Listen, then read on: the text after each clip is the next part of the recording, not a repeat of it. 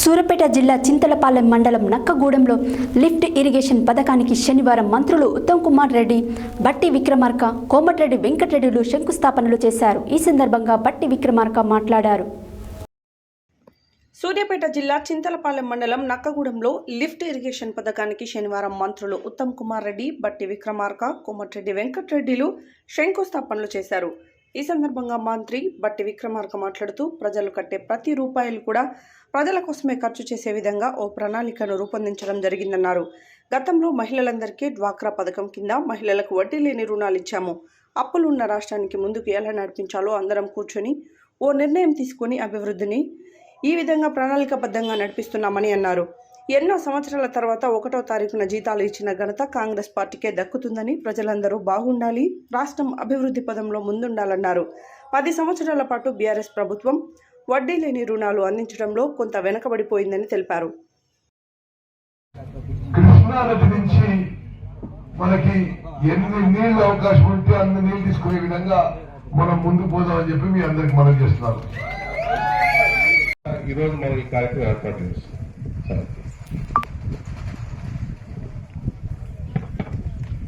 Hello,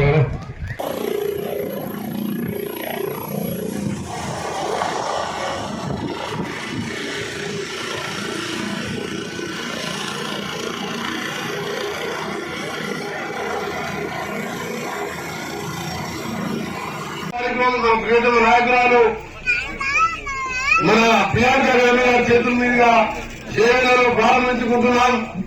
అది ఉచిత current 200 యూనిట్ల వరకు, అలాగే గ్యాస్ సిలిండర్ 500 రూపాయల వరకు.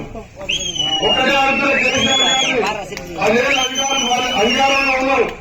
మోడీ గారు 500 సిలిండర్ 1000 రూపాయలు పన్ను చేస్తే పేదవాళ్లకు మళ్ళా కట్టెపోయే దిక్కునుంటే ఎప్పుడైనా తగ్గియాలని ఆలోచన వచ్చిందా కేసీఆర్ నీకు? ఎప్పుడైనా కరెంటు బిల్లు పేదలకు ఉచితంగా ఇవ్వాలని వచ్చిందా?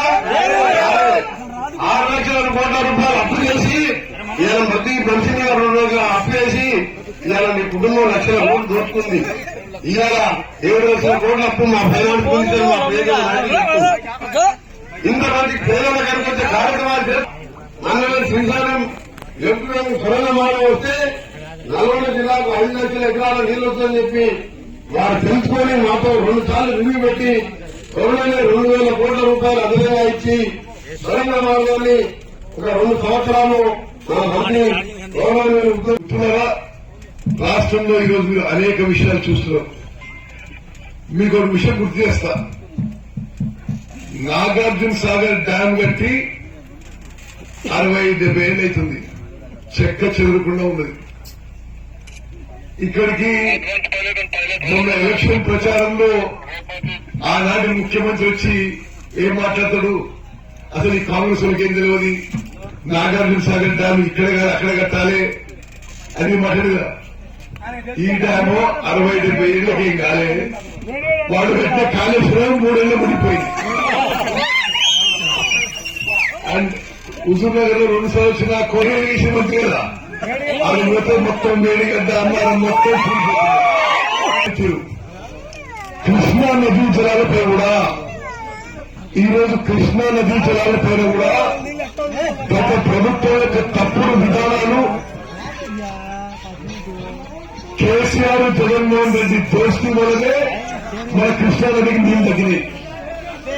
శ్రీశైలం పై నుంచే వాళ్ళు పోతిరెడ్డిపాడు హెడ్ అంటే కృష్ణా నదీ జలాల్లో టీఆర్ఎస్ నిర్వాహకం వల్ల, నిర్లక్ష్యం వల్ల, కాన్స్పిరసీ వల్ల, చాతకాంతరం వల్ల మరి ఉమ్మడి నల్గొండ జిల్లా రైతులకి, ప్రజలకి అన్యాయం జరిగే విషయం నేను మరోమారు మనం చేస్తున్నాను.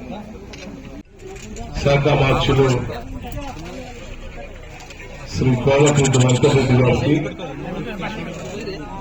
నక్కగూడెం ప్రజాప్రతినిధులకి, ప్రజలకి, మిగతా గ్రామాల నుంచి ఇక్కడికి చేసినటువంటి నాయకులకి, సోదర సోదరులకి అందరికి కూడా ముందుగా నా హృదయపూర్వక నమస్కారాలు తెలియజేస్తాను. ప్రాంతమైనప్పటికీ కూడా ఎంతో అందంగా, ప్రేమగా,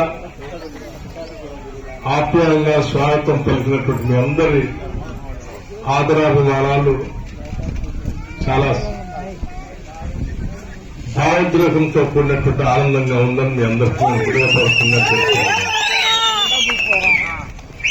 అట్లాగే మీ అందరితో మాట్లాడటానికి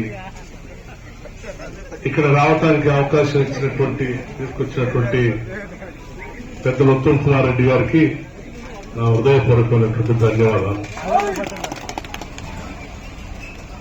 చాలా మారుమూల ప్రాంతం,